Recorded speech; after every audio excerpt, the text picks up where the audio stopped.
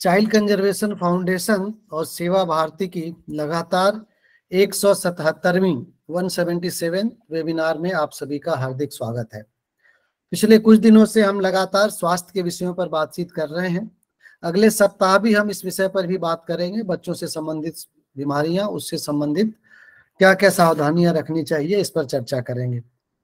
Diabetes या sugar की बीमारी कुछ हद तक आनुवांशिक होती है और कुछ हद तक जीवन शैली पर भी निर्भर करती है। हमारी जीवन शैली क्या है, उस पर भी काफी हद तक इस बीमारी के परिणाम निर्धारित किए जाते हैं।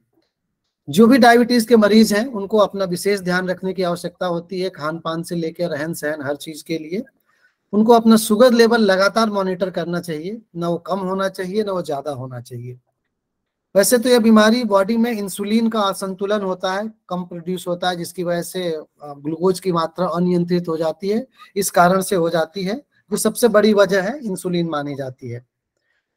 डायबिटीज के लक्षण क्या है, इनिशियल स्टेज में इसको कैसे पहचान सकते हैं, क्या इसमें सावधानियां रखनी चाहिए, और विशेषकर अगर हम बच्चों की बात करें तो आज का युवा वर्ग और बच्चे भी इस बीमारी से प्रभावित हो रहे हैं। पहले देखा जाता था कि 40 के ऊपर के व्यक्तियों को ही डायबिटीज होता था, पर आज 8 साल, 9 साल, 10 साल के बच्चे तक भी डायबिटीज के शिकार हो रहे हैं। युवा वर्ग भी काफी हद तक डायबिटीज का शिकार हो रहा है। इसी विषय पर आज बातचीत करने के लिए कि डायबिटिक क्या है, किस प्रकार हम इससे बच सकते हैं, क्या सावधानियां रखनी चाहिए, अगर डायबिटिक हो गए तो हमें किस प्रकार के मेडिसिन लेनी चाहिए, इस विषय पर पूरे विस्तार से बातचीत करने के लिए हमारे साथ जुड़े हुए हैं डॉक्टर IS मुंद्रा सर। आपका बहुत बहुत स्वागत है सर। भोपाल मेडिकल कॉलेज से आपने MBBS किया, गोल्ड मेडलिस्ट रहे हैं आप। उसके बाद 1973 में आपने भोपाल विश्वविद्यालय से MD की उपाधि प्राप्त की, उसमें भी आप गोल्ड मेडलिस्ट रहे। भोपाल मेडिकल कॉलेज के पहले कार्डियोलॉजिस्ट रजिस्ट्रार के रूप में भी आप रहे। आपने एक लंबा जीवन, आपके लंबी सेवा का जो अनुभव रहा है, भोपाल, रतलाम, जावरा, इंदौर, बुरहानपुर, कटनी, इन सभी जगहों पे आपने अपनी सेवाएं दी हैं। 2004 से आप निमाड़ हॉस्पिटल में अपनी सेवाएं दे रहे हैं। इसके अलावा डॉक्टर साहब का एक बहुत लंबा चौड़ा सामाजिक परिचय भी है, मैं कुछ बिंदु रखता हूँ। आप अध्यक्ष अन्नपूर्णा मंदिर समिति बुरहानपुर के, लायंस क्लब से भी आप जुड़े हुए हैं। आप संचालक हैं लायंस निःशुल्क डायबिटिक एजुकेशनल एवं अवेयरनेस प्रोग्राम से। आप लगातार डायबिटीज को लेकर के अवेयरनेस प्रोग्राम करते आ रहे हैं, लोगों में जागरूकता फैलाते आए हैं। डॉक्टर साहब, मैं आपसे आग्रह करता हूं कि आज का जो हमारा विषय है मैनेजमेंट ऑफ डायबिटीज, उस पर अपनी बात रखें। ओवर टू यू डॉक्टर साहब। धन्यवाद। द चाइल्ड कंजर्वेशन फाउंडेशन और राष्ट्रीय सेवा भारती संस्था के सचिव एवं आज के हमारे इस कार्यक्रम के कोऑर्डिनेटर डॉक्टर चौबे सर, बाल कल्याण समिति बुरहानपुर के अध्यक्ष मेरे परम मित्र रोटेरियन, कई सेवा कार्यों में साथ जुड़े लायन रोटेरियन राजेंद्र जी सलूजा तथा आज इस मीटिंग में उपस्थित सभी साथियों, आप सबका हार्दिक स्वागत, अभिनंदन। आज आपने मुझे एक मौका दिया है आपके बीच आने का और एक ऐसी बीमारी के बारे में चर्चा करने का जिसका प्रादुर्भाव या जिसका इवोल्यूशन कहना चाहिए आज पूरे विश्व में काफी तेजी से बढ़ रहा है। यदि हम बात करें डायबिटीज की, आज विशेषकर क्योंकि यह संस्था बच्चों की स्वास्थ्य से जुड़ी हुई है, हम उस पर भी चर्चा करेंगे। लेकिन बेसिकली अगर हम देखें तो वो बीमारी दोनों में एक ही होती है, थोड़े से फर्क के साथ। हम पहले बच्चों के बारे में चर्चा करना चाहूंगा। तो सबसे पहले मैं बताऊंगा कि जब चाइल्डहुड डायबिटीज ज्यादातर टाइप 1 डायबिटीज होती है, टाइप 1 या जुवेनाइल डायबिटीज इसको बोलते हैं हम, और इसका मुख्य कारण होता है शरीर में इंसुलिन की कमी। चाहे वह या तो इंसुलिन प्रोडक्शन में कमी हो या इंसुलिन के यूज में बॉडी द्वारा दिखाई गई हो। तो इस तरह की बीमारी जब शरीर में इंसुलिन की कमी से होती है तो शरीर में शुगर का लेवल बढ़ता जाता है और उस व्यक्ति को या उस बच्चे को डायबिटीज होती है। तो यह एक तरह का मेटाबॉलिक डिसऑर्डर है जिसमें कार्बोहाइड्रेट, फैट और प्रोटीन तीनों मेटाबॉलिज्म डिस्टर्ब होते हैं। यदि इसका इफेक्ट लॉन्ग टर्म रहे और इसका तुरंत उपचार कर इसको नियंत्रित न किया जाए तो यह हमारे शरीर के विभिन्न अंगों को डैमेज करता है और उससे विभिन्न कॉम्प्लिकेशन होते हैं। डायबिटीज बच्चों में विशेषकर हम तब सस्पेक्ट करते हैं जब या तो कोई बच्चा एकदम अपना वेट कम कर रहा हो, उसको बार बार पेशाब की तकलीफ हो रही हो, पानी की प्यास ज्यादा लग रही हो या भूख ज्यादा लग रही हो, इरिटेबल हो, और इन सब के साथ उसका जो भौतिक विकास होना चाहिए फिजिकल और मेंटल, वो डिस्टर्ब हो रहा है, तो ऐसे बच्चों में हम डायबिटीज की संभावना देखते हैं और उसको इन्वेस्टिगेट करते हैं। डायबिटीज एक ऐसी बीमारी है जो 1 वर्ष से लेकर जन्म पर्यंत तक हो सकती है। हमारे बीच इसके कई कारण हैं। अगर हम बच्चों की बात करें तो आज हमारे ग्लोबल इंसिडेंस जो है डायबिटीज के करीब 4,80,000 बच्चे अभी 0 से 14 ईयर्स की एज के इससे प्रभावित हैं। और अभी जो नए इंसिडेंस आए हैं उसमें ये पाया गया कि 76,000 बच्चे प्रति वर्ष इस बीमारी से ग्रसित हो रहे हैं। तो एक लंबा चौड़ा प्रोग्रेस इस डिसीज का हो रहा है। टाइप 1 डायबिटीज वैसे तो विश्व के सभी देशों में होती है, हमारी कंट्री में भी है, लेकिन फिनलैंड एक ऐसी कंट्री है जिसमें इसकी इंसिडेंस काफी ज्यादा है। डायबिटीज टाइप 2 या जिसको हम बोलते हैं एडल्ट डायबिटीज, आजकल उसका प्रभाव बच्चों में भी आ रहा है। और कुछ बच्चों में जो शारीरिक रूप से अधिक वजन वाले हैं, जिनका वजन ज्यादा है, जिनको पोलीयूरिया, पोलीडिप्सिया या पोलीफेजिया, अधिक यूरिन का होना, भूख अधिक लगना जैसी सिम्टम्स हो, तो उनमें भी हम ये सस्पेक्ट कर सकते हैं कि इनको टाइप 2 डायबिटीज हो सकती है। टाइप 1 डायबिटीज जो मुख्यतः बच्चों में पाई जाती है, उसका मुख्य कारण होता है इंसुलिन डिफिशिएंसी। या तो शरीर में इंसुलिन प्रोड्यूस नहीं हो रही है या उसका उपयोग नहीं हो रहा है। तो हमें इन दोनों चीजों पर गौर करना है। बच्चों के हिसाब से हम देखें तो जो इसके इंसिडेंस हैं वह मैंने आपको बताया कि प्रति वर्ष करीब 76,000 बच्चे इस बीमारी से पूरे विश्व में ग्रसित हो रहे हैं। अभी हमारे देश की बात करें तो पिछले वर्षों में जहां सन 2002 की बात करें, जो मेरे पास रिकॉर्ड है उसके हिसाब से, जहां ये डायबिटीज 2.3% थी, अब 12 to 19% तक बच्चों में हो रही है। और रूरल एरिया में भी इसका इंसिडेंस थोड़ा बड़ा है। अभी हमारे इंडिया में जो सबसे ज्यादा डायबिटिक पेशेंट्स पाए जा रहे हैं वह मिडिल एज में पाए जाते हैं, 40 to 60 ईयर्स की एज में। लेकिन डायबिटीज बच्चों में रोकना अधिक जरूरी है। 0 to 1 year, 1 to 3 years, school going बच्चे और एडोलेसेंट सभी में डायबिटीज पाई जा रही है। यदि टाइप 1 डायबिटीज अगर है बच्चों में तो उनमें जो सिम्टम्स हमने बताए हैं उसको कैसे ध्यान में रखकर हम अगर डायग्नोसिस करें, तो सबसे सिंपल डायग्नोसिस है इसका ब्लड शुगर का टेस्ट। यदि किसी बच्चे में उपरोक्त सिम्टम पाए जाते हैं और उसका ब्लड शुगर लेवल फास्टिंग बिना सवेरे कुछ खाए पिए 12 घंटे के से 126 से अधिक है, और यदि उसका रैंडम ब्लड शुगर या खाना खाने के 2 घंटे बाद की शुगर 200 से अधिक है, तो हम यह कह सकते हैं कि यह बच्चा डायबिटीज से पीड़ित है। और यह एक डायग्नोस्टिक होगा, इसको हम कम से कम 2 या 3 बार कंफर्म करते हैं, तब यह डिक्लेयर करते हैं कि यह बच्चा डायबिटीज से पीड़ित है या नहीं। या कभी कभी जब इस तरह के बच्चे जहाँ पहले से कोई हिस्ट्री डायबिटीज की नहीं है और हमारे बीच आता है, तब उसके सिम्टम्स ये रहते हैं, कभी कभी बेहोशी की हालत में अगर आता है, उसका डिहाइड्रेशन होता है। और यदि हम ये जानते हैं कि उसको डिहाइड्रेशन का कारण बुखार या डायरिया नहीं है, तो ऐसे केस में भी डायबिटीज का सस्पिशन करते हैं। और जब उसका ब्लड शुगर इमीडिएट करते हैं तो कई बार ऐसे बच्चे डायबिटिक निकल आते हैं। हर माँ बाप के लिए बच्चा एक अनमोल रत्न है और हर माँ बाप चाहते हैं कि उनका बच्चा स्वस्थ रहे। तो डायबिटीज की केयर हमारे लिए बहुत ही आवश्यक है, और इसके लिए पेरेंट्स का रोल सबसे महत्वपूर्ण है, क्योंकि बच्चे अपनी बीमारी के बारे में ठीक से ध्यान नहीं रख सकते हैं। यदि कॉम्प्लिकेशंस की हम बात करें कि डायबिटीज अगर ठीक से कंट्रोल नहीं है या ट्रीट नहीं हुई तो किस तरह के कॉम्प्लिकेशन हो सकती है। आंखों में रेटिनोपैथी होती है, जिसमें अगर यदि अनकंट्रोल डायबिटीज है तो 18 से 27% तक के बच्चे इससे ग्रसित हो सकते हैं। किडनी डिसीज, नेफ्रोपैथी हो सकती है 2.2% केसेस में। पेरिफेरल वास्कुलर डिसीज जिसमें पैरों की नसों में तकलीफ होती है वो 6.3% होती है। और पेरिफेरल न्यूरोपैथी होती है 26% में। और सबसे महत्वपूर्ण है हार्ट डिसीज 21% केसेस में हो सकती है। महत्वपूर्ण काज जो हमारे इन कॉम्प्लिकेशंस का है, उसका कारण है delay in the diagnosis of the disease. हमारी तरफ से यदि, क्योंकि डायबिटीज की बीमारी ऐसी है जिसमें कई बार सिम्टम्स नहीं होते हैं, और यदि ऐसे बच्चे जिनमें डायग्नोसिस नहीं हुआ है और बाद में किसी कॉम्प्लिकेशन के साथ हमारे साथ आते हैं, तो हम उसमें डायबिटीज देखते हैं। डायबिटीज में दूसरी चर्चा यदि हम करें तो इकोनॉमिक बर्डन। चाइल्डहुड डायबिटीज तो खैर अपनी जगह है ही, लेकिन एडल्ट में आज हमारे देश में, पूरे साउथ ईस्ट एशिया में जो डायबिटीज का इंसिडेंस है वो इंडिया और चाइना में सबसे ज्यादा है। हमारे देश में करीब करीब 77 मिलियन लोग डायबिटीज से पीड़ित हैं, जो या तो रजिस्टर्ड हैं या कहीं ट्रीटमेंट ले रहे हैं।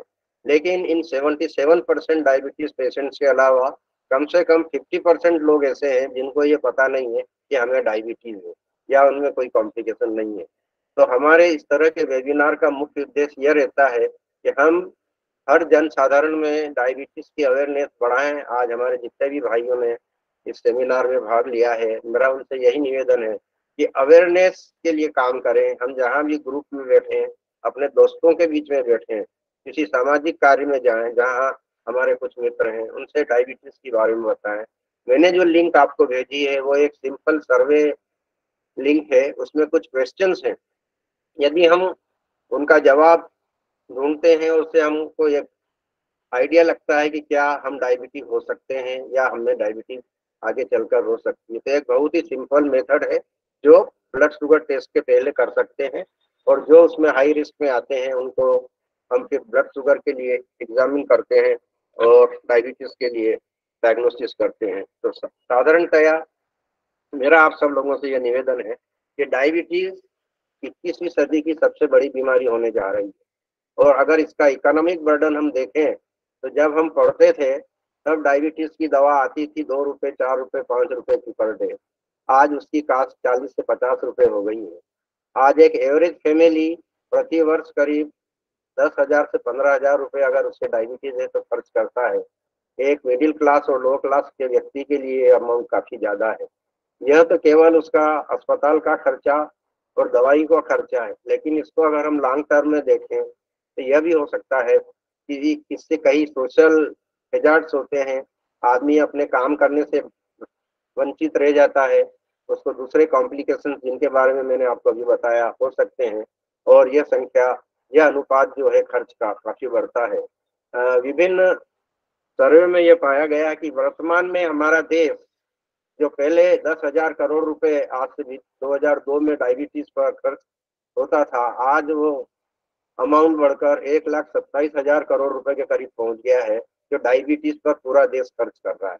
इसमें कई सामाजिक संस्थाएं या सरकारी मिशन जो काम कर रही हैं, उनके द्वारा किया हुआ खर्च भी शामिल है, जो कि एस्टिमेटेड है। तो हम सोच सकते हैं कि हमारे एक महीने का जीएसटी कलेक्शन जो होता है वह केवल इस बीमारी पर साल भर में खर्च हो रहा है। तो इसकी विभीषिका हम समझते हैं, और यही इसका अंत नहीं है, यह आगे और बढ़ने वाला है, क्योंकि हमारे नंबर मरीजों के बढ़ते जा रहे हैं। हमारा ध्येय होना चाहिए कि हम ऐसे लोगों को ढूंढें जिन्हें डायबिटीज हो सकती है, और इसको हम इस स्टेज पर प्रिवेंट कर सकते हैं। आज के इस सेमिनार का मुख्य उद्देश्य भी यही है कि एक जन जागरण चाहिए इस बीमारी के बारे में कि हम कैसे इससे बचें। मैं उस पर भी चर्चा करूंगा।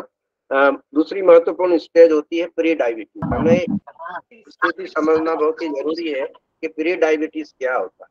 प्री डायबिटिक स्टेज वह होती है जो जनरली डायबिटीज का इवोल्यूशन या फुल फ्लेज पिक्चर शुरू होने के कुछ 3 से 5 वर्षों के बीच में आदमी में होती है, और इसके लिए बहुत ही सिंपल, इस टाइम मरीज को कोई भी तकलीफ नहीं होती है। लेकिन यदि हम ऐसे समाज के ऐसे लोगों का इस टाइम ब्लड शुगर टेस्ट करें तो उसमें से यदि फास्टिंग ब्लड शुगर जिसको हम बोलते हैं, 12 घंटे की फास्टिंग के बाद अर्ली मॉर्निंग में बिना कुछ खाए पिए यदि ब्लड शुगर कराया जाए, वह अगर 100 और 125 के बीच में है, या उसका ग्लूकोज टॉलरेंस टेस्ट जो कि 75 ग्राम ग्लूकोज को 200 से 300 मिलीलीटर पानी में घोलकर 5 से 10 मिनट में पिलाया जाए, और उसके 2 घंटे के बाद उसका ब्लड शुगर किया जाए, और यदि वह 200 से ज्यादा आता है तो ऐसे मरीज को हम प्री डायबिटीज की स्टेज में रखते हैं, और यही वह सही समय है जबकि ऐसे व्यक्तियों को हम डायबिटीज के डेवलपमेंट से रोक सकते हैं। और यही सबसे महत्वपूर्ण कड़ी है हमारे डायबिटीज कंट्रोल प्रोग्राम की।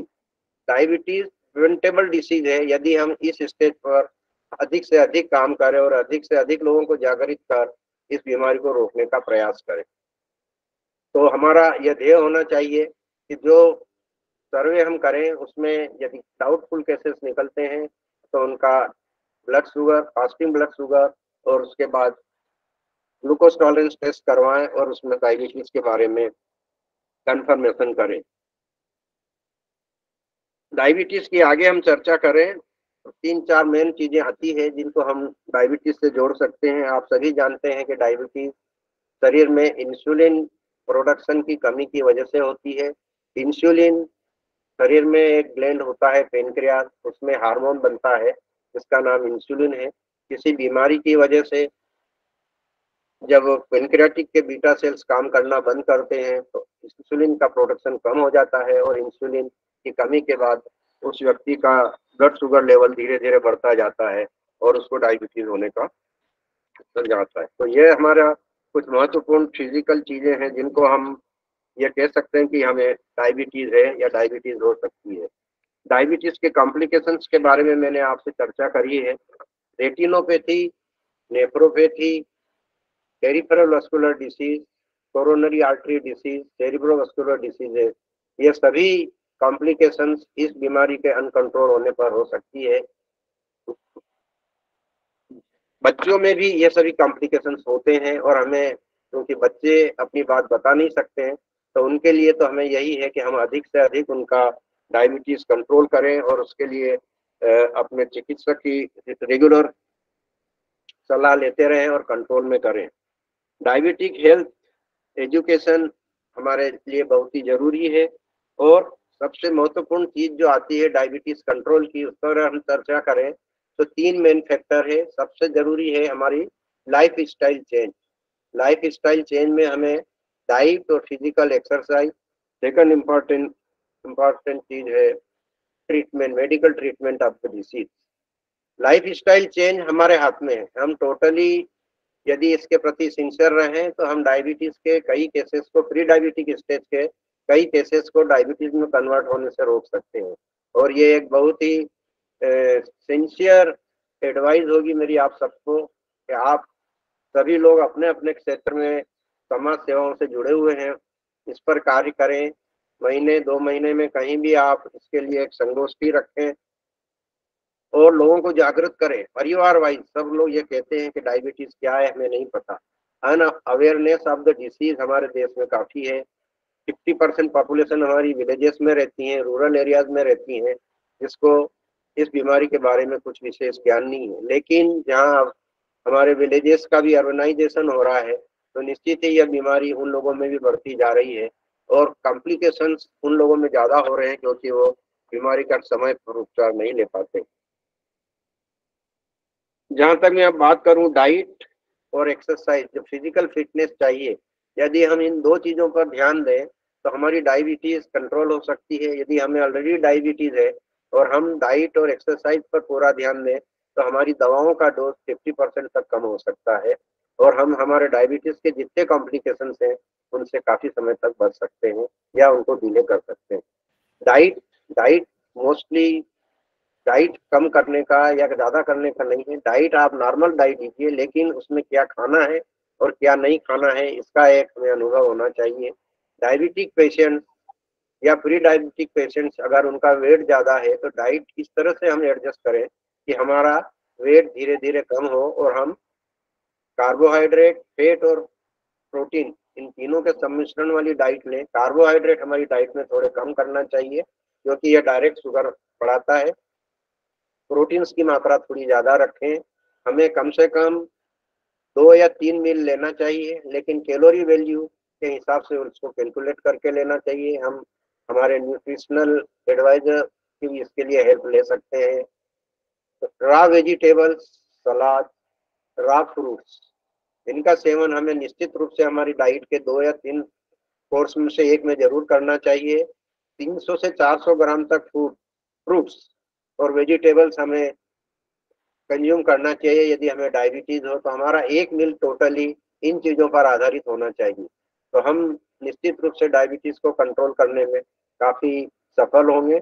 दूसरा महत्वपूर्ण कार्य है एक्सरसाइज, फिजिकल एक्टिविटी सबसे जरूरी है। अधिकतर लोग आजकल, हम या तो ऑफिस में अपने काम में व्यस्त हैं, स्कूल से घर बच्चे आते हैं तो पढ़ाई के बाद मोबाइल और टीवी पर कार्य करने लगते हैं और फिजिकल एक्टिविटी नहीं है। घर के बाहर भी उन्हें जाना है तो बाइक या साइकिल चाहिए।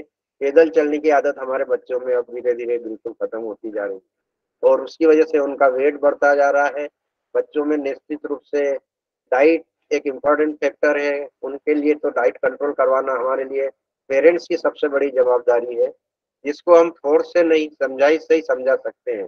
जंक फूड एक तरह का जहर है डायबिटिक पेशेंट्स के लिए और हमारे बच्चे आज उसी तरफ जा रहे हैं, तो हमें निश्चित रूप से इसकी तरफ उनको जागरूक करना है, इसके एडवांटेज और डिसएडवांटेज उन्हें बताना है, जिससे वह इन सब चीज़ों से बच सके। एक्सरसाइज के लिए वैसे कोई निश्चित क्राइटेरिया नहीं है, लेकिन हम ये मानते हैं कि यदि आप प्री डायबिटिक हैं, थोड़ा आपका वेट ज़्यादा है, तो आप कम से कम 30 से 60 मिनट रेगुलर एक्सरसाइज प्रतिदिन करें, जो वॉकिंग हो सकती है, एरोबिक एक्सरसाइज हो सकती है, योगा हो सकते हैं या साइकिलिंग हो सकती है, स्विमिंग हो सकती है। जो चीज़ आपको पसंद हो आप उसका चयन कर सकते हैं, लेकिन डेली 30 टू 60 मिनट। अगर आपको फुल फ्लेज डायबिटीज है, यदि आपका ब्लड शुगर लेवल ज़्यादा है तो पहले उसको कंट्रोल करें, तब आप एक्सरसाइज की तरफ जाएं। डायबिटिक पेशेंट्स यदि रेगुलर एक्सरसाइज और डाइट कंट्रोल करें तो उनका 50% दवाओं का डोज कम हो सकता है। तो मेरा यही उद्देश्य है आप सब लोगों को इन सब चीज़ों के बारे में बताने का, कि हम इस पर गहन चिंतन करें और समाज में इस बारे में एक चेतना लाएं, हमारे अधिक से अधिक लोगों को हम जागरूक करें, इन चीज़ों से क्या फायदा हो सकता है बताएं। कई व्यक्ति प्रतिदिन समय नहीं निकाल सकते और रेगुलर एक्सरसाइज नहीं कर सकते, तो इसका भी एक हम लोगों ने क्राइटेरिया रखा है कि वीक में कम से कम 5 दिन अगर हम एक्सरसाइज पर ध्यान दें, 30 minute per day, 150 minute in a week, अगर वो एक्सरसाइज करते हैं तो वो भी काफ़ी फ्रूटफुल होती है। अगर हम डायबिटीज चाइल्डहुड की बात करें और विशेष रूप से बच्चों की, तो ड्रग ट्रीटमेंट तो उनके लिए इम्पोर्टेंट है ही।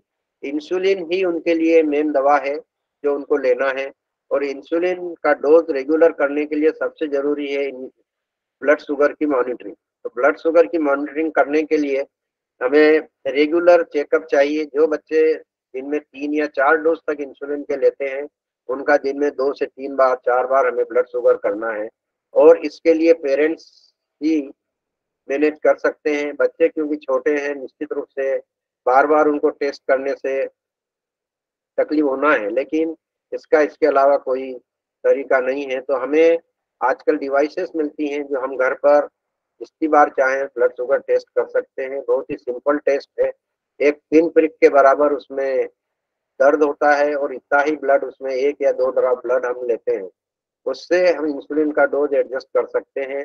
और हर पेरेंट जिसके घर में एक बच्चा को डायबिटीज है, उसको तो इसकी ट्रेनिंग लेना ही चाहिए और हमें उसे अपने उसके हिसाब से ट्रीट करना चाहिए, क्योंकि निश्चित है कि हर बार वो हॉस्पिटल नहीं जा सकते, डॉक्टर से सलाह भी समय पर नहीं मिलती है। तो ये बहुत ही आवश्यक चीज़ है। महत्वपूर्ण चीज़ ये है कि डायबिटीज के साथ एक कॉम्प्लिकेशन होता है हाइपोग्लाइसीमिया, जिसमें ब्लड शुगर नॉर्मल लेवल से कम हो जाता है।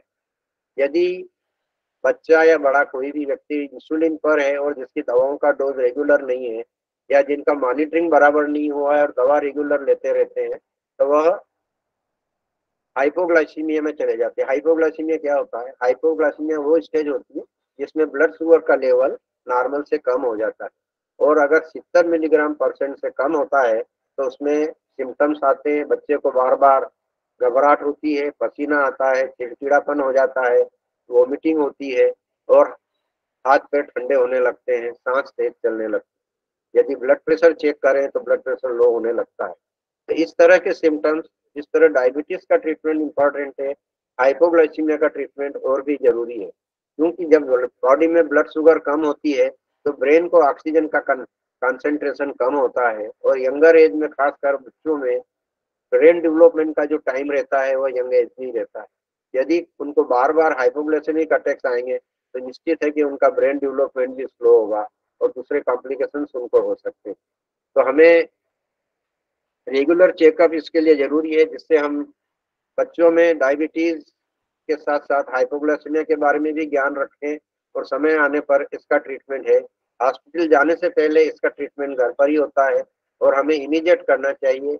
यदि आपका ब्लड शुगर लेवल 70 से कम है तो आप 15 ग्राम तक ग्लूकोज पानी में घोलकर बच्चे को इमीडिएट पिला दीजिए। 15 मिनट तक वेट करिए, यदि उसके बाद उसका ब्लड शुगर टेस्ट करिए। अगर वो ब्लड शुगर 70 से ऊपर आ जाता है तो उसको आप खाने में कुछ स्नैक्स, शुगर कोटेड बिस्किट, दलिया या इवन फ्रूट जूस दे सकते हैं। लेकिन अगर 15 मिनट के बाद भी उसका ब्लड शुगर लेवल नॉर्मल से कम रहता है, एक सेकंड डोज आप ट्राई करें और पेशेंट को हॉस्पिटलाइज करें, क्योंकि यह एक इमरजेंसी है जो डायबिटिक पेशेंट्स को लो ब्लड शुगर के टाइम होती है, और इसका ट्रीटमेंट भी उतना ही जरूरी है जितना डायबिटीज का। यदि अब हम बात करें चाइल्डहुड डायबिटीज की, निश्चित रूप से इनका ट्रीटमेंट मेनली इंसुलिन से होना है, और पेरेंट्स को इसके बारे में सबसे ज्यादा ध्यान रखना है। पेरेंट्स को उस बच्चे की हर चीज के बारे में पूरी जानकारी रहती है। उनको डेफिनेटली उसका दिन में 3 बार 4 बार, यदि इंसुलिन ले रहा है तो ब्लड शुगर टेस्ट करना है। उसका डाइट कंट्रोल भी देखना है। बच्चा खाने को नहीं लेगा और इंसुलिन लग जाएगा तो हाइपोग्लाइसीमिया हो जाएगा, तो डाइट का भी ध्यान रखना है। और बच्चे को हमें शुरू से इस तरह की ट्रेनिंग देना है कि वह एक्सरसाइज करे, जंक फूड से बचे और जो हेल्दी डाइट है उसका सेवन करे। निश्चित रूप से हम इसके लिए प्लान कर सकते हैं। निश्चित है कि बच्चा स्कूल जाता है, सवेरे पेरेंट्स व्यस्त होते हैं तो एक्सरसाइज के लिए समय नहीं रहता है, तो हम मॉर्निंग के बदले इवनिंग का टाइम उनके लिए स्पेंड करें। वीक में 1 या 2 दिन जब छुट्टी रहती है तो उनको हम पिकनिक पर ले जाएं, उनको ट्रेकिंग के लिए मोटिवेट करें, उनको साइकिलिंग के लिए मोटिवेट करें। अगर बच्चा स्विमिंग में इंटरेस्टेड है तो उसको स्विमिंग के लिए ले जाएं, या रनिंग के उनको मोटिवेट करें। तो इस तरह हम उस बच्चे की फिजिकल हेल्थ को भी इम्प्रूव कर सकते हैं, उसकी डायबिटीज को भी कंट्रोल कर सकते हैं, और साथ ही उसको एक अच्छी लाइफ जीने के लिए हम मोटिवेट कर सकते हैं। तो मेरा आज के इस उद्बोधन का कहिए या जो भी डायबिटीज के बारे में एक साधारण जानकारी आप लोगों को देना थी, उसका ध्येय यही था कि आप सब लोग अधिक से अधिक संख्या में इस बीमारी के प्रचार और प्रसार में लगे, इसकी अवेयरनेस करें, लोगों को बताएं कि डायबिटीज क्या होती है, और इसको जल्दी अगर हमने ढूंढ लिया तो हमारे कितने कॉम्प्लिकेशंस हम बच सकते हैं, हम कितने पैसे का इसकी वजह से बचत कर सकते हैं। Early diagnosis and prompt treatment is the basis of all disease है। अगर कोई बीमारी समय पर पता लगे और समय पर उसका निदान हो जाए तो हम उससे एक हेल्दी जीवन जी सकते हैं। तो मेरा आप सब लोगों से निवेदन है, आज जो भी साथियां हैं, वह सबसे पहले तो जो एक लिंक मैंने आपको भेजी है उसका द्वारा एक सर्वे आप अपने लिए और अपने परिवार के सब लोगों पर करें, और ये निकालें कि उसमें से किस रेंज में आप आते हैं। यदि आप उसमें डायबिटिक या प्री डायबिटिक का इंडिकेशन आता है तो अपना ब्लड शुगर तुरंत करवाएं और अपने डॉक्टर की सलाह लें कि क्या मुझे डायबिटीज है या मुझे डायबिटीज हो सकती है, और मुझे क्या प्रिकॉशन लेना चाहिए जिससे कि मैं इस बीमारी को रोकने में सफल हो सकूं। धन्यवाद। आज आप लोगों ने मुझे यहाँ आमंत्रित किया और इस संस्था ने जो सम्मान दिया उसके लिए मैं डॉक्टर साहब का विशेष अभिनंदन करता हूँ, धन्यवाद देता हूँ। और आपको जब भी इस तरह के कार्यक्रम में किसी भी चिकित्सा से संबंधित कोई भी सेमिनार या वेबिनार या जन जागृति कार्यक्रम हो, मैं आपके लिए उपलब्ध हूँ। मैं चाहूंगा कि आप मेरी सेवाएं ले सकते हैं। एक महत्वपूर्ण सूचना भी मैं देना चाहता हूँ कि प्रतिदिन मैं शनिवार और रविवार को छोड़कर शाम को 7:30 से 8:30 तक ऑनलाइन रहता हूँ। कोई भी पेशेंट चाहे वो डायबिटीज का हो या अन्य बीमारी का, मुझसे निःशुल्क परामर्श ले सकते हैं, जो मेरा एक डेली रूटीन है। तो उसका भी आप उपयोग ले सकते हैं। आपको मन में कभी कोई शंका हो, आप किसी बीमारी के बारे में समाधान चाहते हैं, तो मैं आप सब लोगों के लिए उपस्थित हूँ। धन्यवाद। धन्यवाद डॉक्टर साहब, बहुत सारे प्रश्न हैं, हैंड रेज किए हैं लोगों ने, क्योंकि टॉपिक ऐसा है। ये भी चाहूंगा कि मैं जरूर जवाब दूं। हाँ, डॉक्टर लक्ष्मण अपनी बात रखें जी। लक्ष्मण सर, माइक चालू कर लें। डॉक्टर लक्ष्मण। नमस्ते डॉक्टर साहब। नमस्कार लक्ष्मण जी। डॉक्टर साहब। हाँ, मैं सुन रहा हूँ आपको। हाँ, यस नमस्ते नमस्ते। आई एम नमस्कार। अच्छा ठीक है, बहुत अच्छा तरीके से आपने समझाया। ये मेरा कोई क्वेश्चन है। हमारा आइलेट्स ऑफ लैंगर्हंस पैंक्रियास में जो होते है अल्फा सेल है, बीटा सेल है। बीटा सेल का फंक्शन है इंसुलिन सीक्रेट करने के लिए, अल्फा सेल का फंक्शन है ग्लूकागॉन सीक्रेट करने के लिए। Alpha cell and beta cell, तो बीटा सेल का काम तो इंसुलिन सीक्रेट करने के लिए, ठीक है। इंसुलिन सीक्रेट होता है बीटा सेल से सर। तो बीटा सेल का तो कैसे, तो इंसुलिन का काम तो ब्लड शुगर को कंट्रोल करना, नॉर्मल रहना। और ग्लूकागॉन का काम क्या है? ग्लूकागॉन फंक्शन तो ग्लूकागॉन जो रहता है वो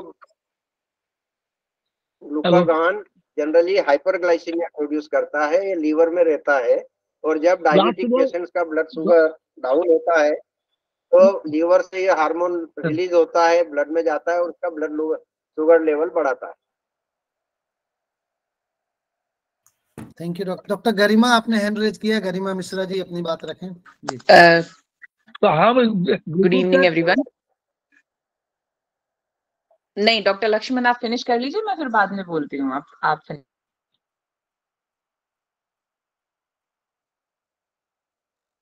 लक्ष्मण, आपकी मेरा है question, whether it is genetic or not, is there any medicines to stimulate the continuous synthesis of insulin in the beta cells? Doctor, उनका कहना है ये genetic. Is there any medicines or some chemicals?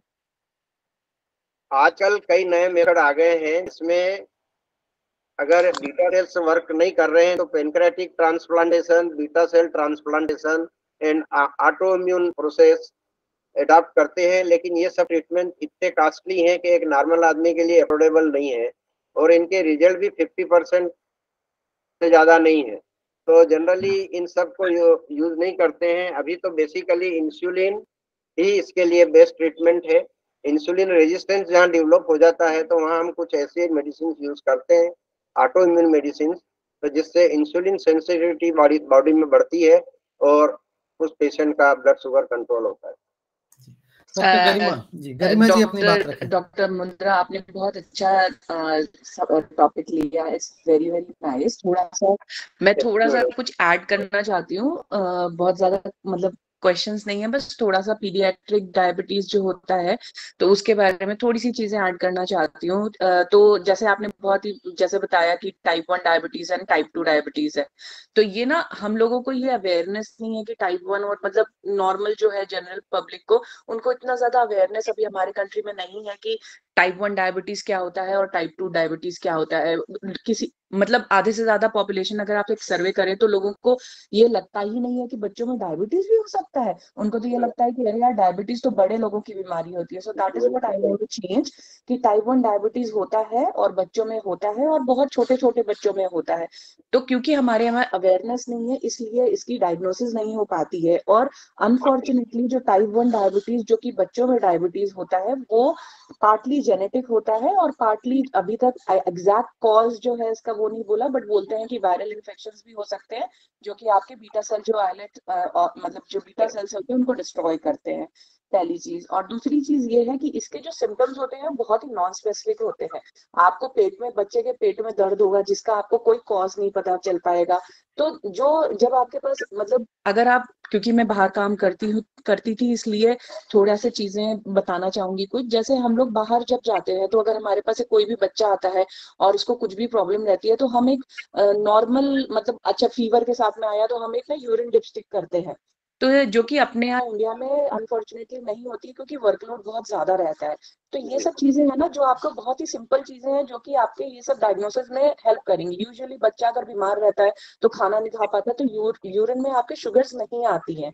लेकिन अगर आपके पास कोई बच्चा आ रहा है जो कि पेट दर्द की कंप्लेन से आ रहा है, अनएक्सप्लेन्ड वेट लॉस हो रहा है, उसके कोई कारण नहीं है और उसका वजन कम होता चला जा रहा है, और यूरिन, अगर उसका यूरिन के बारे में आप पूछे कि ये यूरिन कितनी बार जाता है, और पॉलीयूरिया है, जो कि मतलब है कि बार बार बहुत फ्रीक्वेंटली यूरिन जाता है, क्योंकि आपका शुगर जो है वो यूरिन में निकल रहा है, इसलिए आप बच्चे जैसे बड़े लोगों में होता है वैसे बच्चे भी बहुत फ्रीक्वेंटली यूरिन जाते हैं। ये अगर सब सिम्टम मिलते हैं तो एक यूरिन डिप्स्टिक करना, जो कि बेड साइड टेस्ट होता है, बहुत ही आराम से आप कर सकते हो। ये करके आप एक सस्पिशन हो सकता है कि अरे ये यूरिन में इतना सारा शुगर क्यों जा रहा है, चलो हम इसका एक शुगर टेस्ट करके देखते हैं। तो this is like very basic जो कि अपन कर सकते हैं। तो ये डॉक्टर मुन्ना ने ऑलरेडी कवर कर लिया। मैं एक चीज और बोलना चाहूंगी, जो ये टाइप 1 डायबिटीज है और टाइप 2 डायबिटीज है, वो मतलब काफी हद तक काफी डिफरेंट है। टाइप 2 डायबिटीज ज्यादातर आपका लाइफस्टाइल डिसीज है, कि जो कि आप अगर लाइफस्टाइल चेंजेस कर लेते हो और बहुत सारी चीजें कर लेते हो तो काफी हद तक आप कंट्रोल कर सकते हो। जो टाइप 1 डायबिटीज है जो कि बच्चों में होता है, वो जैसे मैंने बोला हेरिडेटरी होता है, वायरल इन्फेक्शन होता है, उसमें बीटा सेल डिस्ट्रॉय हो जाते हैं और इंसुलिन प्रोडक्शन धीरे धीरे करके कम होकर के जीरो हो जाता है, तो आपको इंसुलिन देना पड़ता है। अब जैसे सर ने बताया कि आपको 3 से 4 इंजेक्शन इंसुलिन के लगते हैं। आप ये सोचिए एक छोटा सा बच्चा है जो कि 4 साल का है, 5 साल का है, उसको 4 दिन में 4 बार इंसुलिन इंजेक्शन लगाना, इट इज वेरी डिफिकल्ट। ठीक है, बहुत मुश्किल होता है बच्चों के लिए भी, और जो उनके केयर टेकर होते हैं, चाहे वो पेरेंट्स हो चाहे कोई और हो, उनके लिए भी। तो और दूसरी बात ये समझिए कि जब बच्चा स्कूल जाने लग जाएगा तब क्या होगा, तब उसको इंजेक्शन कौन देगा, मम्मी पापा क्या स्कूल जा करके इंजेक्शन देंगे। तो जो टाइप 1 डायबिटीज होता है, क्योंकि मैं पीडियाट्रिशियन हूँ तो मैं ज्यादा टाइप 1 डायबिटीज के बारे में बोलूंगी, बहुत ज्यादा प्रॉब्लम होती है। तो हमारे यहाँ अवेयरनेस, और साथ में अवेयरनेस के साथ में आपको मतलब पेरेंट्स को बहुत आपको टीच करना पड़ता है, पेरेंट्स को बहुत एजुकेट करना पड़ता है, otherwise loss to follow up और इन बच्चों का मोर्टेलिटी बहुत ज्यादा होता है, क्योंकि ये सीधे के सीधे जाकर के फिर डायबिटिक कीटोसिडोसिस में लैंड करते हैं। उसके बाद में जो नेक्स्ट प्रॉब्लम आपके में आती है, छोटे बच्चों के साथ आप फिर भी मैनेज कर लेते हो, जब आप अडोलसेंट ग्रुप में आ जाते हो, जब बच्चा 15 से 18 साल के बीच में हो जाता है, उनको बहुत ही प्रॉब्लम होने लग जाती है, क्योंकि उनको बार बार इंजेक्शन लेने पड़ते हैं और वहां पे इंजेक्शन साइट पे गांठें पड़ने लग जाती हैं, तो वो ना फिर मेंटल इश्यूज बहुत आने लग जाते हैं। तो हमको हमको ये टाइप 1 डायबिटीज वाले जो पेशेंट रहते हैं उनको हमें बहुत ज्यादा एजुकेट करना पड़ता है, नहीं तो उनको मेंटल इश्यूज बहुत आ जाते हैं। तो हमें मतलब मेरे ख्याल से ये डायबिटीज का मैनेजमेंट जो बच्चों में है, एक मल्टी डिसिप्लिनरी मैनेजमेंट है, और हमें शायद अवेयरनेस क्रिएट करनी चाहिए, जैसे सर ने बोला कि हमें हर जगह पे अवेयरनेस क्रिएट करनी चाहिए, और हमारे पास लोग होने चाहिए जो कि एक साथ बैठ करके इस चीजों को ट्रीट करें। ये नहीं कि एक हो गया फिर हम वहां पहुंच गए कहीं। तो ये मेरी तरफ से थोड़े से एड ऑन पॉइंट्स थे, बाकी सारी चीजें तो सर ने बहुत अच्छे से कवर कर ली हैं।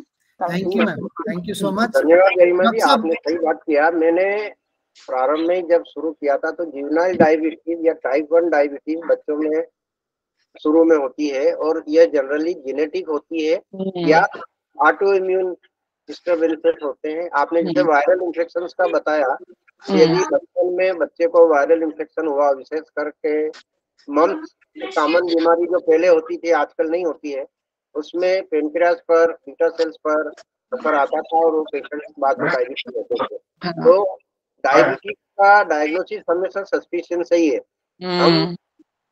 मैंने अपनी हॉस्पिटल में और क्लिनिक पे केवल एक व्यक्ति हर पेशेंट का ब्लड शुगर और ब्लड प्रेशर चेक करने के लिए रखा है, चाहे देखिए वही जरूरी है। I think that is the need of the day. Even in children अगर हम इसको अवेयर करना चाहते हैं, सर्वे करना चाहते हैं, तो एक डेफिनेट प्रोग्राम हम डॉक्टर्स का भी पर्पज होना चाहिए कि अर्ली डायग्नोसिस है। अगर हम पेशेंट को समय से पहले उसकी बीमारी के बारे में बता देंगे तो निश्चित ही वो उससे फायदा उठाएगा। और जुवेनाइल डायबिटीज का प्रैक्टिकल मैनेजमेंट सही में मुश्किल है, खासकर स्कूल गोइंग चिल्ड्रन में प्रॉब्लम आता है। हमारे यहाँ तो ये सब नहीं है, वेस्टर्न कंट्रीज में तो इसके लिए टीचर्स रिस्पॉन्सिबिलिटी लेते हैं। वहाँ के स्कूल्स को आपको खबर करना रहती है, आप बच्चे का स्नैक्स, उसका इंसुलिन देते हैं और टीचर्स वो उसको लगाते हैं। लेकिन हम जानते हैं कि हमारे यहाँ किस तरह के स्कूल है और किस तरह के टीचर वो अपना ही काम नहीं कर सकते, तो ये सब कैसे करेंगे। तो उसमें यही हो सकता है कि वो टाइम एडजस्टमेंट धीरे धीरे हो जाता है, तो डोज 3 के बदले 2 कर सकते हैं, या मॉर्निंग इवनिंग डोज को कम ज्यादा करके बच्चे को ये बोल सकते हैं कि तेरे को इतने 2 घंटे बाद थोड़ा सा खाना है, और उसकी पूरी रिपोर्ट उसके स्कूल टीचर्स को, उसके केयर टेकर्स को जरूर पता होना चाहिए कि ये बच्चा डायबिटिक है।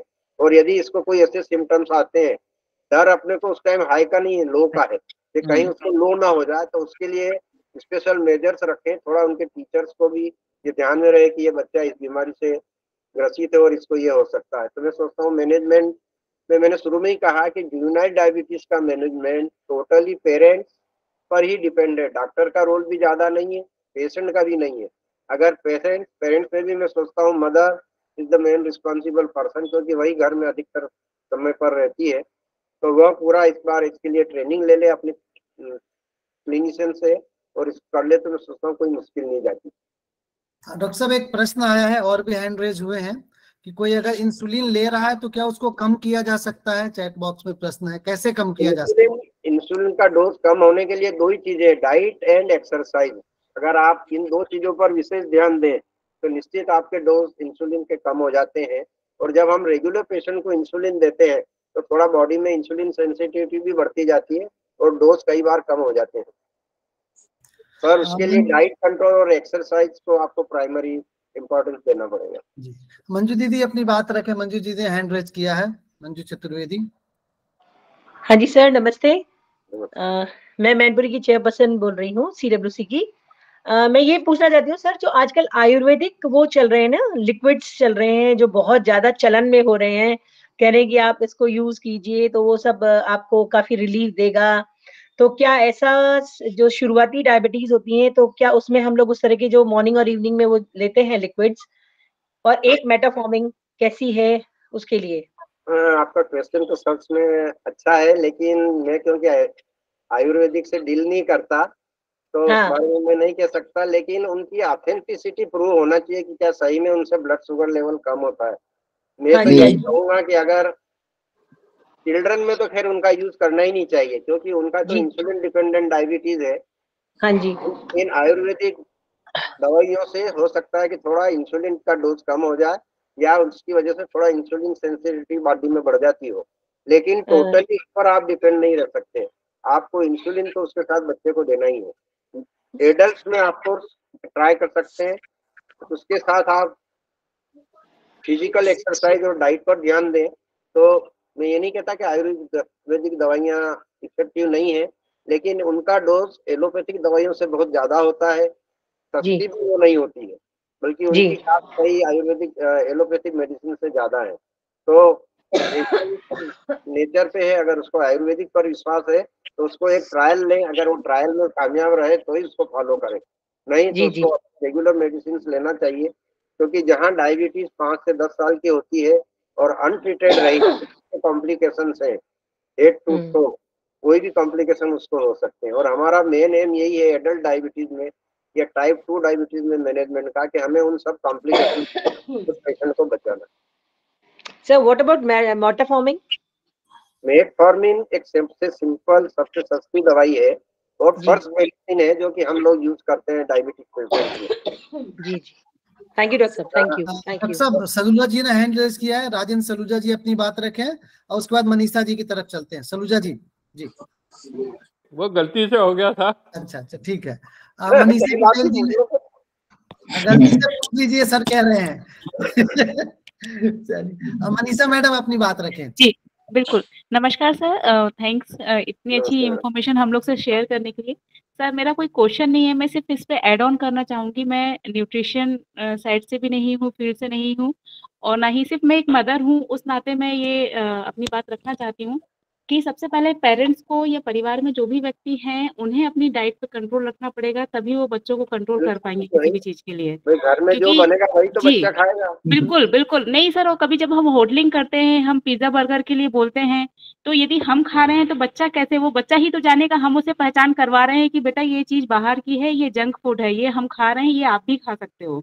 और फिर यदि कभी बच्चे में ये स्टेज आ रही है शुगर की, डायबिटीज की, तो फिर वो हम बच्चे को मना नहीं कर पाएंगे।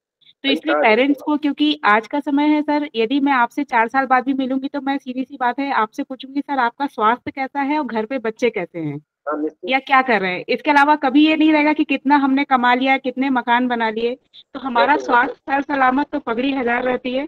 तो स्वास्थ्य यदि अच्छा रहेगा तो पूरा हमारा परिवार समाज अच्छा रहेगा। इसलिए पेरेंट्स को ही इनिशिएट करना चाहिए अपनी डाइट कंट्रोल करने के लिए। एक्सरसाइज, सिर्फ यही 2 ऑप्शन है डायबिटीज को कंट्रोल करने के लिए, इसके अलावा तीसरा कोई ऑप्शन नहीं है। तो हेल्दी डाइट और एक्सरसाइज रेगुलरली करेंगे तो हम भी स्वस्थ रहेंगे, हमारा परिवार और बच्चे स्वस्थ रहेंगे। नहीं, मैंने शुरू में कहा कि जुवेनाइल डायबिटीज जी, का बिल्कुल। मैनेजमेंट टोटली पेरेंट्स के हाथ में है। जी। अगर पेरेंट्स अपने आप को कंट्रोल करके रखेंगे हर चीज में, तो निश्चित है कि बच्चा उनसे ही तो सीखेगा। बिल्कुल। ब्रजेश जी अपना बात रखें, फिर गरिमा मैडम की तरफ चलते हैं। ब्रजेश जी। प्रणव, मैं सिवान बिहार से हूँ और मेरा प्रश्न है कि क्या फूड पॉलिसी को सरकार के माध्यम से लागू करके डायबिटीज पर प्रभावकारी नियंत्रण कुछ हद तक लगाया जा सकता है क्या? देखिए, कुछ चीजें मन से करना होती है। नियम तो हमारे देश में कई हैं, पुलिस है, ऑर्डिनेंस है। क्या चोरी रुकती है, डकैती रुकती है, दूसरे अपराध रुकते हैं क्या? सरकार को नियम बनाने से फॉलो तो हमें ही करना है। तो मैं सोचता हूँ इन सब चीजों से हमें सरकार की तरफ न जाकर अपने आप को ट्रेन करना है। जब हमें मालूम है कि ये चीज गलत है तो हम वो क्यों करें? हम किसी आदेश का या उसका ऑर्डिनेंस का क्यों वेट करें? सर, मेरा तात्पर्य है कि जब हम पढ़ते थे तो हॉस्टल में एक ही खाना मिलता, सब्जी के नाम पर आलू, और शाम को स्नैक्स के नाम पर समोसा या ब्रेड पकौड़ा। इस पॉलिसी के रिगार्डिंग हमारा है, जहाँ पे सरकार का कंट्रोल है। आप और हम सरकार को ये लिख सकते हैं कि अपने जितने भी हॉस्टल्स हैं या जहाँ मिड डे मील्स मिलते हैं, वहाँ ऐसे खाना दे जो न्यूट्रिशियस हो, जिनकी प्रोटीन वैल्यू ज्यादा हो। लेकिन उसके लिए हम कोई उनको फोर्स नहीं कर सकते, मैं सोचता हूँ। क्यों सर, डॉक्टर चौबे सर? नहीं सर, मैं तो ये बिल्कुल चाहूंगा सही कि है इसके बदले हम सरकार को यह लिखें कि इंसुलिन की कास्ट को मिनिमम करने की कोशिश करें। आज इंसुलिन की कास्ट बढ़ती जा रही है और जो जुवेनाइल डायबिटीज है वो टोटली इंसुलिन पर डिपेंडेंट है। अगर इसको आज जो 300 से 400 रुपए का एक वायल आता है मिनिमम शॉर्ट एक्टिंग इंसुलिन का, अगर वो 100 से 150 रुपए में मिलने लगे तो वह उस परिवार की बहुत मदद होगी। और सरकार के लिए संभव है, क्योंकि वो जीएसटी, वेट, दूसरे टैक्सेस, एक्साइज और फार्मा कंपनी को करके इसको कम कर सकती है। तो वो एक गेन होगा अगर हम इस तरह की कोई मुहिम चलाएं, जब इसके बजाय कि खाने के लिए अपन उनको जी। गरिमा मैम की तरफ हम चलते हैं। उसके पहले 2 प्रश्न आए हैं, सुन लीजिए, आप लोग जवाब देते रहिएगा। एक चैट बॉक्स में आया कि डायबिटीज किस उम्र के लोगों में अधिकतर होती है और इस बीमारी ना हो इसके लिए क्या किया जा सकता है, और डायबिटीज का खतरा मोटे लोगों में और पतले लोगों में किसमें ज्यादा होता है और किसमें कम होता है, या मोटापे का क्या डायबिटीज से संबंध है? जी सर। गरिमा मैम। मैडम आप बोल रही? अरे सर आप बोलिए ना, फिर हम बोल देंगे बाद में। नहीं, मेरा ये कहना है कि इन सब चीजों को मैंने अपने उद्बोधन में कवर किया था। डायबिटीज 2 तरह की होती है, चाइल्डहुड डायबिटीज और एडल्ट डायबिटीज। टाइप 2 डायबिटीज जो होती है वो एडल्ट्स में होती है। ज्यादातर इसके जो इंसिडेंट्स होते हैं 40 इयर्स की एज से लेकर 60 इयर्स में होते हैं। लेकिन any person from the age of 1 year to the age of 90 can develop diabetes sometime in his or her life. Juvenile diabetes के लिए हम पहले ही डिस्कस कर चुके हैं कि 0 से लेकर 18 साल तक के बच्चों में उसके कारण क्या होते हैं। एक सवाल बीच में ये भी आया था कि बच्चों में टाइप 2 डायबिटीज होती है तो उसको कैसे हम पहचानें। तो उसके लिए यदि डायबिटीज, जुवेनाइल डायबिटीज के जो सिम्टम होते हैं वो थोड़े अलग रहते हैं और टाइप 2 डायबिटीज के सिम्टम्स अलग रहते हैं। जनरली टाइप 2 डायबिटीज हमारे मेटाबॉलिक डिसप्रोपोर्शनेट की वजह से होते हैं, या जिसको हम मेटाबॉलिक सिंड्रोम बोलते हैं। अगर आपका वेट नॉर्मल से ज्यादा है, अगर आपको हाइपरटेंशन है, आपका कोलेस्ट्रॉल लेवल ज्यादा है, अगर आपका वेस्ट लाइन नॉर्मल से ज्यादा है, अगर आपकी सीडेंटरी लाइफ है और आपको दूसरे कॉम्प्लिकेशन, ऐसे लोगों में डायबिटीज होने की संभावना अधिक रहती है। तो टाइप 2 डायबिटीज जो होती है एडल्ट्स में होती है normal. 90% of type 2 diabetes in between the age of 40 to 90 years of age. और इसका ट्रीटमेंट ओरल ड्रग से भी होता है, लाइफ स्टाइल और एक्सरसाइज उसके मेन पार्ट है। और यदि इससे कंट्रोल नहीं आए तो निश्चित है कि उनको भी इंसुलिन की जरूरत पड़ सकती है। जी, गरिमा मैम अपनी बात रखें। मैंने लिंक फिर से डाल दिया है ग्रुप के अंदर, कुछ लोगों का मैसेज लिंक नहीं है तो आप देख सकते हैं। मैं 2-4 चीजें बोलना चाहूंगी, ऐड करना चाहूंगी। पहली चीज तो मैं जो आपको बताना चाहूंगी कि जो नया रिसेंट रिसर्च निकला है उसमें ये बताया गया है कि 2050 तक India will become the diabetic and the hypertensive capital of the world. ठीक है ना? मतलब हम लोगों को बहुत सारी चीजों में तो हम आगे नहीं है, लेकिन हमें शर्म आनी चाहिए कि हम इस चीज में आगे हैं। बिकॉज जो टाइप 2 डायबिटीज है और जो हाइपरटेंशन है, दीज आर लाइफस्टाइल डिसीजेस। इनको हम बोलते ही लाइफस्टाइल डिसीजेस हैं क्योंकि वो हमारे जिस तरीके की लाइफ हम जीते हैं उसका रिफ्लेक्शन होता है। ठीक है, अब कैसा हो रहा है कि जो आजकल, मतलब ये हमेशा ऐसा नहीं है कि हमारी गलती है, आजकल चीजें ऐसी हो गई हैं। आपके जॉब प्रोफाइल भी देख लो, हम लोग सारा टाइम बैठ के काम करते हैं, एक्सरसाइज नहीं होती। पहले के टाइम पे लोग किसान होते थे, खेत में जाते थे, हैवी वर्क करते थे। अब आजकल उतना सब चीजें नहीं रह गई हैं। तो मतलब आज जो उन्होंने चैट बॉक्स में क्वेश्चन पूछा कि जो डायबिटीज होती है आप उसको कैसे कंट्रोल कर सकते हो, तो बहुत सारी हद तक तो हम उसको अगर अपनी लाइफस्टाइल चेंजेस कर लेना तो हम कर सकते हैं। अब इंडिया का ये diabetic capital of the world क्यों बने हैं? क्योंकि अगर हम अपने खाने को देखें ना, तो हम लोग बहुत ज्यादा कार्ब्स खाते हैं। स्पेशली अनफॉर्चुनेटली मैं भी वेजिटेरियन हूँ, मैं मिश्रा हूँ, लेकिन वेजिटेरियन डाइट में अगर आप देखें, हम क्या खाते हैं? रोटी खाते हैं, चावल खाते हैं, आलू खाते हैं, तला हुआ खाते हैं। मतलब खुश हुए तो मीठा खाते हैं, दुखी हुए तो मीठा खाते हैं। मतलब इधर हुई तो पार्टी करते हैं, उधर हुई तो पार्टी करते हैं। तो मतलब हमारा फूड जो है ना वो इतना खराब है। पहले के टाइम पे हम लोग बहुत सारे वो चीज खाते थे, जैसे अभी मिलेट ईयर चल रहा है तो हम लोग बहुत सारे मिलेट्स खाते थे, ज्वार, बाजरा, रागी, ये सब हमारी डाइट में नॉर्मल होते थे। लेकिन अब सब ये धीरे धीरे सब करके हम गेहूं खाते हैं, वो भी अच्छा फाइनली पिसा हुआ गेहूं खाते हैं, जो कि हमारा दरदरा वाला होता था, जिसमें फाइबर का कंटेंट बहुत होता था। जो कि अगर आप रिसर्च पढ़ो तो उसमें बताते हैं कि अगर आप अपने फाइबर इंटेक बढ़ा दो तो टाइप 2 डायबिटीज बहुत हद तक उसको भी कंट्रोल कर सकता है। लेकिन अब तो हम बिल्कुल पिसा हुआ, बिल्कुल पतला वाला जो गेहूं होता है वो आटा खाते हैं। तो ये सब चीजें हम लोगों ने खुद करी हैं। ठीक है, अब हम हमको जब तक हम ये सब चीजें चेंज नहीं करेंगे ना, तब तक हम नहीं कर सकते। हमें अपना कार्ब का कंटेंट कम करना ही पड़ेगा। अदरवाइज आप दवाई बढ़ाते चले जाओगे, बस, और कुछ नहीं हो सकता। जब तक आप लाइफस्टाइल चेंज नहीं करोगे, वॉकिंग नहीं चालू करोगे, जैसे सर ने बताया 30 minutes per day, 150 minutes a week, ये वर्ल्ड हेल्थ ऑर्गेनाइजेशन की तरफ से गाइडलाइंस है। आप इतना अगर करो, और ये नहीं कि धीरे धीरे चल के जा रहे हैं, आपको ऐसा करना पड़ेगा कि आपका जो हार्ट रेट है वो थोड़ा बढ़े। जब वो बढ़ेगा तभी जाकर के आपके बॉडी में कुछ चेंजेस आएंगे, और तभी जाकर के आपका मेटाबॉलिज्म थोड़ा फास्ट होएगा।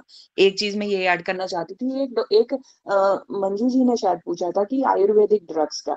देखिए, मतलब मैं इंडियन हूँ और हमें पता है कि आयुर्वेदिक बहुत अच्छी चीज है, लेकिन अनफॉर्चुनेटली क्या है कि हमने रिसर्च नहीं की हुए हैं आयुर्वेदिक के ऊपर। तो हम अगर हम आपको एज अ डॉक्टर हम आपको ना बोल नहीं सकते कि आप आयुर्वेदिक ले लो, क्योंकि हमें पता ही नहीं है कि आयुर्वेदिक काम करती है कि नहीं करती है। दूसरी चीज ये है, अच्छे आयुर्वेदिक डॉक्टर्स हैं कहाँ? किनको पता है कि वो जो बैठ करके आपको दवाई बेच रहे हैं उनको आयुर्वेद का कुछ ज्ञान है भी कि नहीं? आयुर्वेदा बहुत अच्छा है, लेकिन आजकल आपको अच्छे आयुर्वेदिक डॉक्टर्स मिलते कहाँ हैं?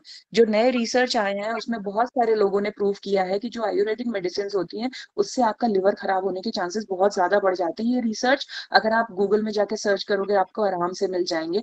तो आप कहीं पे भी आयुर्वेदिक अगर मेडिसिन किसी भी चीज के लिए यूज कर रहे हैं, not only diabetes, be very very careful कि आप किससे ले रहे हो और क्या कर रहे हो। मतलब बहुत ज्यादा होड़ है लोगों के बीच में, थोड़ा सा एलोपैथिक के लिए एक नेगेटिव वो रहता है कि यार नहीं नहीं खाएंगे, लेकिन इस वजह से ना बहुत सारे कॉम्प्लिकेशंस आपको हो जाते हैं और आप तब डॉक्टर के पास पहुंचते हो। तो एक ये वो चीज है। ब्रिजेश जी ने भी कुछ पूछा था जिसका मैं एक्चुअली आंसर करना चाहती थी। सर आपने क्या क्वेश्चन किया था ब्रिजेश जी? मैं भूल गई actually food food food policy में चेंज के हाँ, लिए। फूड पॉलिसी में चेंजेस करने के लिए पूछी। तो मैं आपको बताना चाहूंगी कि वर्ल्ड में आजकल ये सब चेंजेस ऑलरेडी हो रहे हैं। अब मैं लंदन में रहती थी और यूके ने जो सॉफ्ट ड्रिंक्स हैं जिसमें शुगर का कंटेंट बहुत हाई होता है, उनके ऊपर शुगर टैक्स लगाना चालू कर दिया है। ठीक है, तो ये शुगर टैक्स लगते हैं तो वो ड्रिंक्स जो है वो अब और महंगे बिकने लग गए। आप बहुत ज्यादा नहीं कर सकते, आप बंद नहीं कर सकते कंपनी को, क्योंकि वो फ्रीडम है सबकी। तो लोगों ने टैक्स लगाए। अगर आप यूरोपियन कंट्रीज में जाते हो तो वहां पे जंक फूड जो है उसमें 30% टैक्स लगता है। तो ठीक है, हम मानते हैं कि मतलब लोअर मिडिल क्लास वाले जो लोग हैं वो तो नहीं खाएंगे, मतलब शायद ना खाएं ये सोच करके कि यार बहुत महंगा हो गया। लेकिन अपर क्लास जिसमें लाइफस्टाइल डिसीजेस सबसे ज्यादा कॉमनली पाई जाती है वो तो फिर भी खाएगा, क्योंकि उसके पास अच्छा खासा पैसा है, वो अफोर्ड कर सकते हैं। तो फूड पॉलिसीज और वो सब चीजें बनाई जा सकती है, but I don't think so that is going to make a change. आपका माइंडसेट जब तक चेंज नहीं होगा, जब तक आपके अंदर से नहीं आएगा कि मुझे अपनी लाइफस्टाइल चेंज नहीं करनी, तब तक ये सब पॉलिसीज और ये बिल्स कुछ काम के नहीं है। चलिए, thank you ma'am. Doctor Laxman आपने हैंड रेज किया, अपनी बात रखें। सर एक हम भी पूछेंगे। मेरा बात ये है, इंसुलिन जिस कॉम्पोजिशन इंसुलिन का जो होता है, कंपोनेंट्स तो में अवेलेबल है। आवाज क्लियर नहीं आ रही आपकी आवाज कट रही है। डॉक्टर लक्ष्मण आप मैसेज कर दीजिए मुझे। डॉक्टर लक्ष्मण आप मैसेज कर दीजिए। मधु दीदी आपने हैंड रेज किया, बात रखे अपनी। डॉक्टर साहब ये बताइए कि शुगर पेशेंट को क्या क्या फल खाने चाहिए? बहुत अच्छा सवाल है। इसमें अपन यही कहते हैं कि जिनका ग्लाइसेमिक इंडेक्स कम होता है, जिनमें कार्बोहाइड्रेट कम होता है, फाइबर ज्यादा होते हैं, वह सभी फल आप खा सकते हैं। मैं प्रेफर करता हूँ एप्पल, पपीता, अनार, ये 3-4 फल जो है, गवा, खास करके अमरूद जो आता है, ये इंडेक्स कम रहती है और इनका फाइबर कंटेंट रहता है, उससे ये फल ब्लड शुगर को उतना नहीं बढ़ाते। दूसरा, इन सब में फ्रक्टोज ज्यादा रहता है प्लेन ग्लूकोज की वजह से या सुक्रोज से। जी। लेकिन मैंने आपसे कहा कि आप शायद सुना होगा शुरू में ही कि हमारी 2 या 3 डाइट में से एक डाइट अगर हम फ्रूट पे करते हैं तो हम 300 ग्राम तक फ्रूट पर डे ले सकते हैं। लेकिन उसके लिए आपको एक मेन मील स्किप करना चाहिए, तो आपका डायबिटीज कंट्रोल अच्छा आएगा। उसमें आप चाहे सलाद और ऐड कर सकते हैं। तो एक डाइट अगर आप डायबिटीज है तो आप ये करके देखिए, आपको निश्चित थोड़े दिनों में बहुत अच्छा फायदा होगा। ठीक सर, धन्यवाद। Thank you very much sir. Doctor Mundra, doctor Garima, अगले सप्ताह भी हम ऐसे किसी हेल्थ के विषय पर ही बात करने वाले हैं। और मुझे मालूम है सब लोग फाइनल देखने के लिए इंतजार कर रहे होंगे, वर्ल्ड कप का फाइनल।